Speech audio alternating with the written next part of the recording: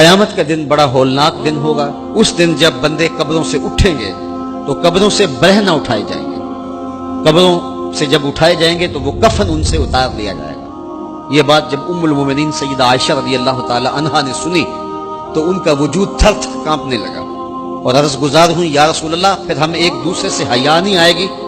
فرمایا عائشہ معاملہ اس سے بھی آگے ہے۔ مطلب کیا؟ اگر کسی کو ہوش رہا تو حیا آئے گی نا، ہوش اڑے ہوئے ہوں گے، ہول قیامت طاری ہوگا، بدن کانپ رہے ہوں گے، کلیجے لرز رہے ہوں گے، دل خوف سے پانی پانی ہو رہے ہوں گے، پتے پانی ہو جائیں گے۔ تو حشر کے میدان میں جب لوگ جائیں گے تو سب سے پہلا سوال جو رب لوگوں سے پوچھے گا وہ کیا ہوگا؟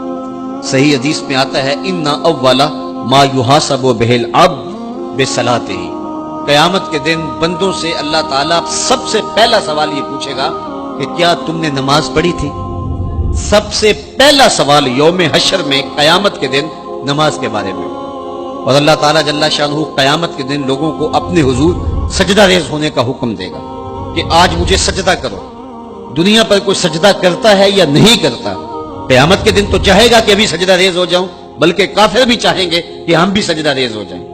جب اللہ کی طرف سے سجدے کا حکم ہوگا تو بتوں کو سجدہ کرنے والے بھی سوچیں گے کہ آج ہم رب کو سجدہ کریں کہ اس کے حکم کی تعمیل ہو جائے، لیکن سجدہ کرنا چاہیں گے تو بے نمازیوں کی کمر اکڑ جائے گی۔ وہ سجدہ کرنا چاہیں گے بھی لیکن سجدہ نہیں کر سکیں گے، اور پھر رب کے سامنے جو ذلت اٹھانا پڑے گی، جو رسوائی اٹھانا پڑے گی، اس کو لفظوں کا پیراہن نہیں دیا جا سکتا۔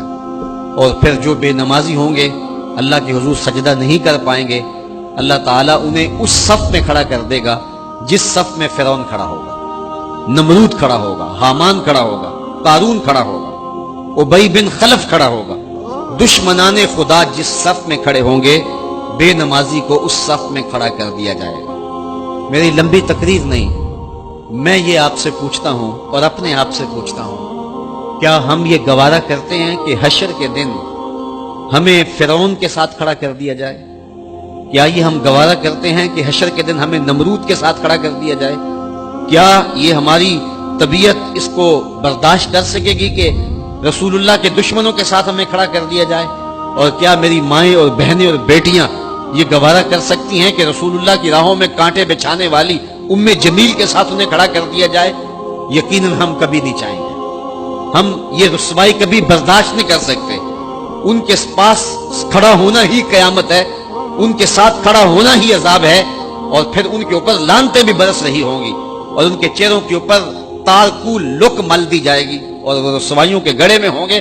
تو ان کے ساتھ کھڑا ہونا تو بہت بڑا عذاب ہوگا، اور اگر کوئی تکلیف بدنی نہ بھی ہو تو ہم یہ گوارا نہیں کرتے کہ خدا کے دشمنوں کے ساتھ کھڑے ہوں۔ ہماری تو آرزو یہ ہے کہ بلال حبشی کے ساتھ کھڑے ہوں، ہماری تو تمنا یہ ہے کہ ابو ہریرہ کے ساتھ کھڑے ہوں، ہماری تو چاہت یہ ہے کہ رسول رحمت کے غلاموں کے ساتھ کھڑے ہوں، اور ہمیں نصیب ہو جائے حضور کے قدموں میں کھڑا ہونا، اہل بیت کے قدموں میں کھڑا ہونا، داتا گنج بخش علی حجویری کے پاس کھڑا ہونا نصیب ہو جائے، ہمیں بابا فرید کے پاس کھڑا ہونا نصیب ہو جائے، امام اعظم ابو حنیفہ کی قربت میں، حضرت امام حسین کی قربت میں کھڑا ہونا نصیب ہو جائے۔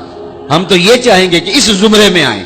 کل میں نے عرض کیا تھا 2 ہی برادری رہ جائے گی قیامت کے دن، باقی ساری برادریاں ٹوٹ جائیں گی، ساری عمارتیں ٹوٹ جائیں گی، صرف 2 برادریاں، ایک یہ برادری جس کا سردار ابو جہل ہوگا، ابو لہب ہوگا، اور ایک وہ برادری جس کے سردار محمد عربی ہوں گے۔ اب جو بے نماز ہوگا اس کو کدھر کھڑا کیا جائے گا؟ جدھر ابو جہل ہوگا، جدھر ابو لہب ہوگا، جدھر عتبہ ہوگا، جدھر عتیبہ ہوگا، جدھر ولید بن مغیرہ ہوگا، جدھر فرعون ہوگا، حامان ہوگا، شدید ہوگا، شداد ہوگا، نفدنون ہوگا، قارون ہوگا، دشمنان خدا ہوں گے۔ بے نمازی کو صف میں کھڑا کر دیا جائے۔ 6 گھنٹے کی تقریر نہیں کرتا، ان 2 لفظوں کو سمجھ لیں۔ کیا ہم گوارا کر سکتے ہیں کہ اس صف میں نہ کھڑے ہوں جس صف کی امامت رسول اللہ کر رہے ہوں، بلکہ اس صف میں کھڑے ہوں جہاں فرعون کھڑا ہو، نمرود کھڑا ہو، حامان اور قارون کھڑا ہو؟ تو یقیناً ہم تو اس تصور سے کانپ جائیں کہ ہم ادھر کھڑے ہوں گے۔ تو پھر آج دعا کی اس محفل کے اندر یہ عزم کر کے اٹھو کہ جان جائے تو جائے، نماز نہ جائے۔ 5 گانا نماز شعار زندگی بنا لیں گے۔